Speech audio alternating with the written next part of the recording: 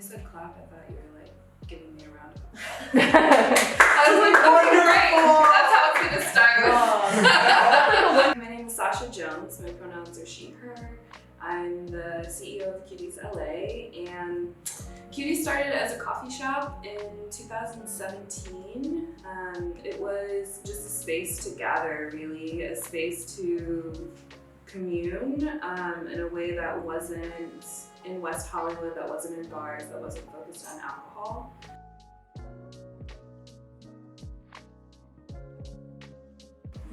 So I didn't create Cuties. The vision was created by two other people, and when I started there, I started as a part-time barista because I loved their vision, and their vision allowed me to also have my vision in that space. The previous owner, Virginia, was very hands-off with me, so she literally told me, run this space as if it's your own. And that was the first time that I'd ever worked for someone that trusted me in that way.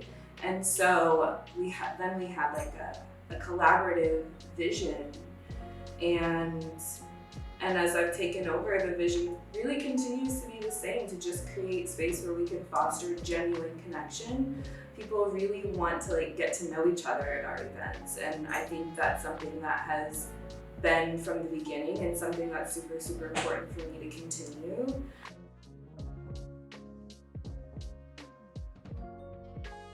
We have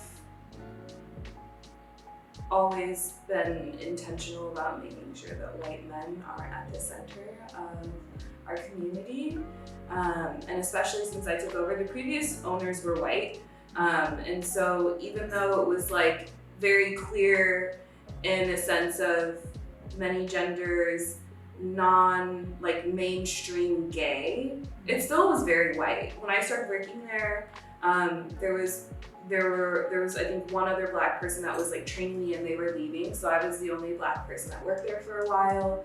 There were times that I would be in the coffee shop and I was serving all white people, and that just didn't feel good to me. And so the previous owner, Virginia, again, she was do what you want to do with this space. And so at that point, I made it my mission to make sure that we were having events in the space that were for QT BIPOC only, including when the space was open.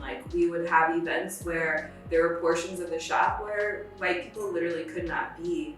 And so just physically taking up space in that way and creating that exclusivity. And now, until now, we did it when the shop was open, and now we have events that are for BIPOC only or for Black folks only. And every time, we just had an event last week for Black folks only, and every single time we have a space like that, I'm reminded why we do it, why it's so important.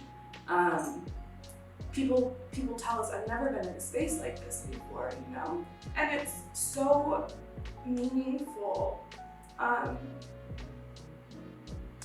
didn't see, I grew up in Ohio, so I didn't see anyone like me around, and I think even still, we don't see a wide range of what queerness looks like, especially in Black and brown communities. So it's just really important. We need to have that exclusivity and spend time with just us.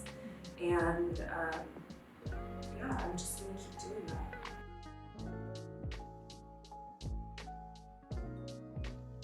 Well, I think we're really lucky because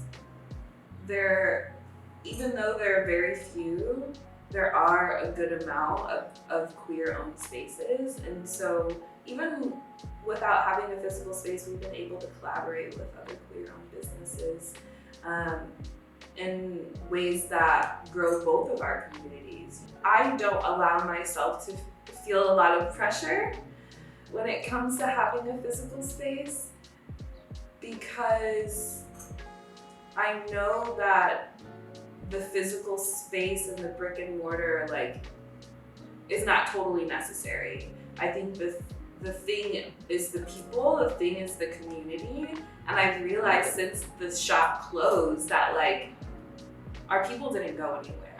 you know? Like the space is the space even without a physical space. It's the energy that we create. So like, you know, we have events at the park, we've had events in the backyard, like in a backyard, and like we don't need the brick and mortar.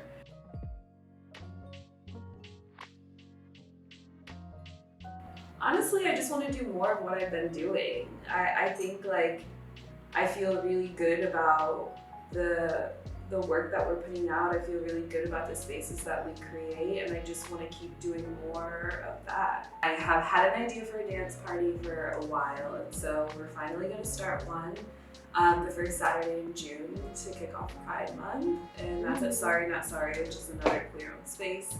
And I'm really, really excited about that. And then we're gonna do a Pride market, like a night market in June as well. We're gonna start working with the Plant Chica, which is a Black and Brown owned nursery, plant shop, event space in Mid-City. So a lot of good stuff is coming. I'm feeling excited.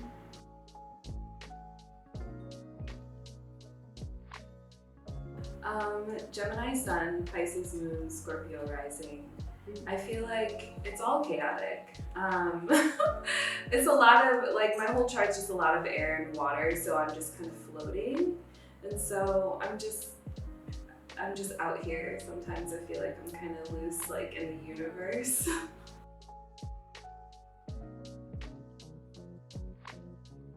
I love Pot LA, Reparations Club. Also the Black Market Flea, it's like a monthly flea market that happens. It's very Black, very queer. It feels like a Black utopia. It's so wonderful, so nourishing.